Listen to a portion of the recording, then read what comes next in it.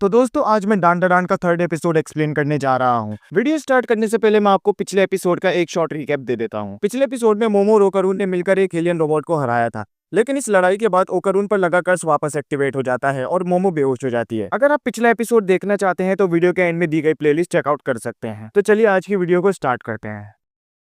Episode की शुरुआत में हम देखते हैं एक रियलिटी शो, जहां एक औरत सेको आया से फ्यूचर बताने का दावा करती है। कोई उसकी बात नहीं मानता, इसलिए वो शो से अपने घर चली जाती है। तभी ओकारून, जो कि पजेस हो चुका है, मोमो को खाने की कोशिश करता है।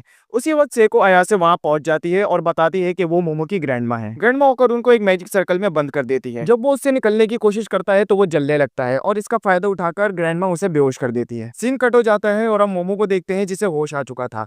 वो सबसे पहले अपनी ग्रैंडमा से ओकारून के बारे में पूछती है। ग्रैंडमा उसे बताती है कि वो श्राइन में है और जब तक वो श्राइन में है वो सेफ रहेगा, लेकिन बाहर निकलते ही फिर से पजेस्ट हो जाएगा। मोमो ओकारून को इस हाल में देखकर दुखी होती है और ग्रैंडमा को बताती है कि ये सब उसकी वजह से हुआ है। वो ओकारून की मदद करना चाहती है, लेकिन उसे पता नहीं कैसे। ग्रैंडमा बताती है कि टर्बोगेनी एक बहुत ताकतवर आत्मा है। वो इतनी तेज दौड़ती है कि उसे पकड़ना इम्पॉसिबल है। इसलिए ग्रैंडमा कहती है कि उन्हें टर्बोगेनी को टनल से बाहर निकालकर शहर से बाहर लाना होगा, ताकि वो कमजोर हो जाए और हम उसे खत्म कर सकें। अब टर्बोगेनी को खत्म करने के लिए वो एक प्लान बनाते हैं। ओकारून टर्बोगेनी को रेस के लिए चैलेंज करेगा और उसे बाहर लेकर आएगा। टर्बोगेनी की स्पीड इतनी ज्यादा है कि वो बिना कुछ सोचे समझे तुम्हारा चैलेंज एक्सेप्ट कर लेगी। ओकारून टर्बोगेनी की पावर्स का इस्तेमाल करके ट्रांसफॉर्म हो जाएगा और उसे हराने की कोशिश करेगा। लेकिन इस प्लान में एक प्रॉब्लम थी। श्राइन से बाहर आते ही ओकारून फिर से पजेस्ट हो जाएगा और वो ज्यादा देर तक इस पावर को यूज नहीं कर सकता, क्योंकि उसकी बॉडी काफी कमजोर है। इसका हल निकालते हुए ग्रैंडमा ने कहा कि अगर मोमो ओकारून की पीठ पर बैठकर दौड़े तो वो उसे पजेस्ट होने से रोक सकती है। इसलिए अब हम तुम्हारी बॉडी को ट्रेन करेंगे ताकि तुम ज्यादा देर तक टर्बोगेनी की पावर्स को यूज कर सको। अगली सुबह ओकारून की ट्रेनिंग शुरू हो जाती है। तभी उसे वॉशरूम जाना होता है। मोमो भी उसके साथ आती है ताकि वो दोबारा से पजेस्ट ना हो जाए। वॉशरूम में अचानक टाइम रुक जाता है और टर्बोगेनी मोमो के सामने आकर उसे आज रात टनल में आने के लिए कहती है। टर्बोगेनी के जाने के बाद सब कुछ नॉर्मल हो जाता है, लेकिन मोमो के अलावा सबके कान और नाक से खून निकलने लगता है। मोमो सबको बताती है कि टर्बोगेनी यहाँ आई थी और उन्हें आज रात ही उसे खत्म करना होगा। रात हो जाती है और सब रेडी हो जाते हैं। मोमो और ओकारून उस हॉन्टेड टनल की तरफ निकल जाते हैं और इसी के साथ ये एपिसोड यहीं खत्म हो जाता है।